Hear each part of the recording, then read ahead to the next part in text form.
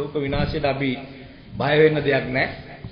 මොකද එහෙම ලෝක විනාශයකට යන්නේ නැහැ. මොකද අපි ඊට වඩා ශක්තිමත් වෙ ඉන්නේ. අද ලෝක විනාශයට වඩා මම හිතන්නේ ලොකුම කලබලය මේ මොණරාගල තියෙන්නේ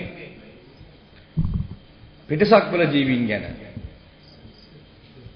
මම ඊයේ පෙරේදා නියෝජ්‍ය ඇමතුනේ පිටසක්වල අපේ පත්තර 4-5ක් අරන් බැලුවා. දැකපු පිටසක්වල ජීවීන් දැකලා තියෙන්නේ වැල්ලවාය මොණරාගල. මේ අපේ මොණරාගල දිස්ත්‍රික්කය ඇතුළේ. මම හිතන්නේ පිටසක්වල ජීවීනුත් එනවා ඇති. අපි මේ කරන සංවර්ධනය බලන්න, ඉගෙනගෙන යන්න. ඉතින් හොඳයි. අපි තවත් එන්න කියලා ආරාධනා කරනවා.